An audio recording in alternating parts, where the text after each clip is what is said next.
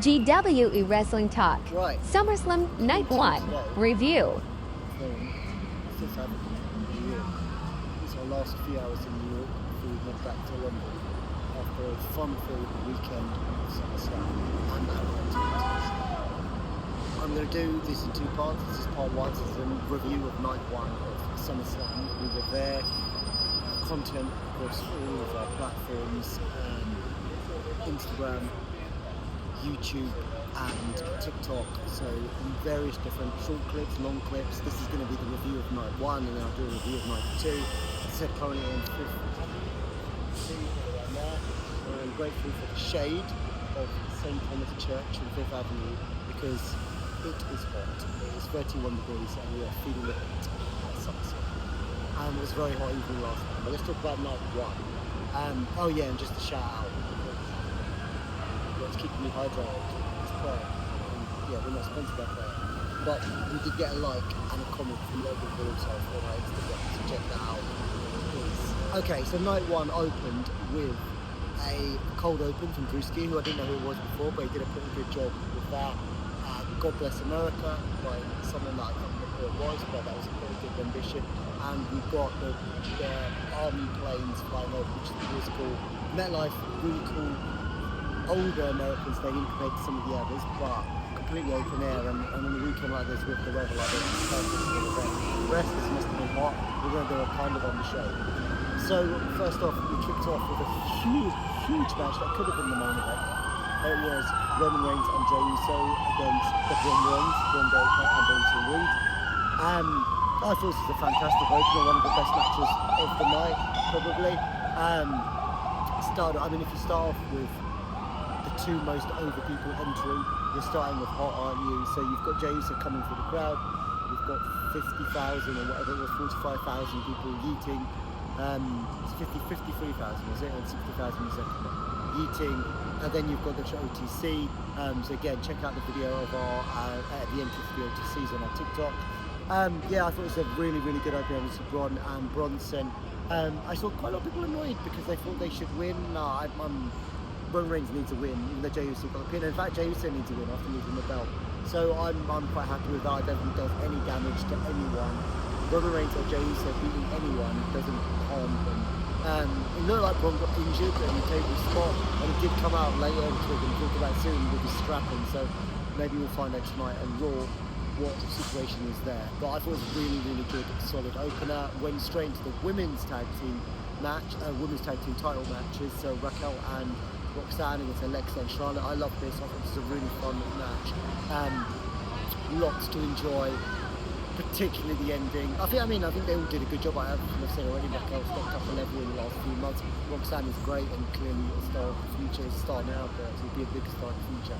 And then obviously you've got two legends, 19 titles between Charlotte and Alexa. I think that's what it came up at. And I loved it. I love the ending. So you got Charlotte getting accidentally hit by Alexa, and then I don't know, and again it's all about angles when you go to the show versus when you're watching TV of what you can see, and it absolutely looked like Charlotte like, okay, you hit me, I'm going to hit you back. Instead she took out Raquel. Alexa Bliss hits Sister Abigail, which is pretty cool, to win the tag team titles. So they're not friends, but they are the women's tag team champions. I think that helps the belts. I thought it was a really good match.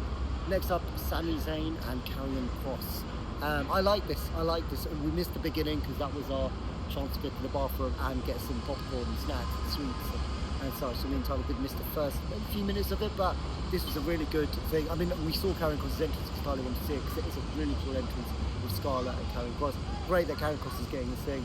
I liked it. I didn't want Sami to turn. I think it could still happen. It doesn't need to happen yet.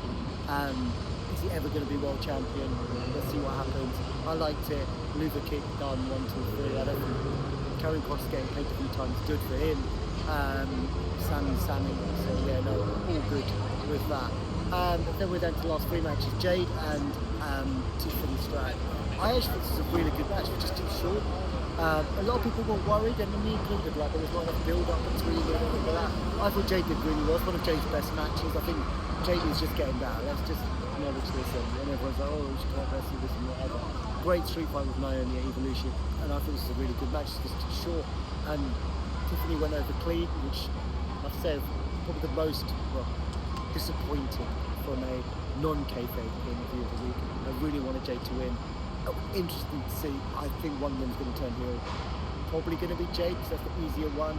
But actually, I thought the crowd would be more behind Tiffy. I'd say probably fair, maybe 60-40 to Tiffy, but fair split. People wanted Jay to win there. There were definitely people in New Jersey wanted Jay to win on Saturday night. So that was good, just short. So it was good. And then we had the celebrity match, and sponsored, of course, by Prime, which I'm going to take a sip of because it is, as I said, 31 degrees here and really hot. I thought this was good. Considering Jelly Roll has never wrestled the match, I thought this was good. People aren't going to like it. I'm not just saying this because he liked our Instagram post and he's got a banging theme tune, but Logan Paul was the absolute star of this match. Whether it's the Meta Glasses splash or just his actual splash that he does of the thing, I thought this was good. I thought they used Jelly Roll right. He's obviously limited, but he did okay. Do I want to see that many more Jelly Roll matches? Probably not. But check out the video. We're celebrating. I think it was just me and Talia and putting Logan Paul's friends on down there and we celebrated when they won. But I think it was the right result. It was a good result. Jelly Roll was looking with him his first match. But yeah, it was good. It was good, entertaining, because you knew what was coming in your legs, which was from sort of celebrity endorsement type of match to absolute old school classic. I've only seen one comment that said this was too long, but I'm sure people did think this was too long. But for me, as a wrestling fan for 30 plus years and watching the Bret Harts and the Mr. Perfects and Kurt Angle, Shawn Michaels, these sorts of like technical wrestling matches, especially Bret, we know CM Punk's a Bret Hart fan, pretty so good as a Bret Hart fan. This was that storytelling through wrestling.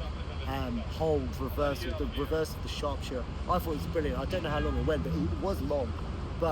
And maybe the crowd didn't seem in it, but I think the crowd were absolutely in it. The crowd were fully behind CM Punk. It's just, it was a slow build wrestling match, and the crowd does not need to, it's never going to be hot for all 25, 30 minutes, whatever length it was.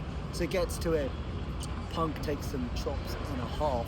The one chop on his back, the audible ooh or ah or whatever it was in the stadium was really cool.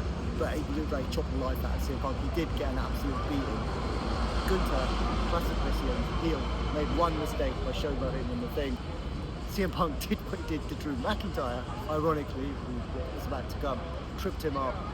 Don't see Gunther appear. Gunther, face full of blood, awesome, gets up, doesn't like the sight of his own blood. Punk attacks, hits him with one GTS. He's staggering, falls into another GTS. You get the 1, the 2, the 3, and CM Punk for the first time in 13 years? 12 years at least, I think it is a WWE World Champion. Awesome moment. Celebrating. 4 o'clock and 5 minutes. And rather than me talk about this, you need to check out our video. It's on YouTube, it's on TikTok. It's gone, the most viral video we've ever had on TikTok is 32,000, I think, 42,000 views of mine and Talia's reaction to the cash-in, the new heist of the century, the ruse of the century. It was an epic moment, a gutting moment for those who love CM Punk. It makes this rivalry that was already there up there. I cannot wait for when we get CM Punk versus Seth for the title, wherever that's going to be, our very lucky audience.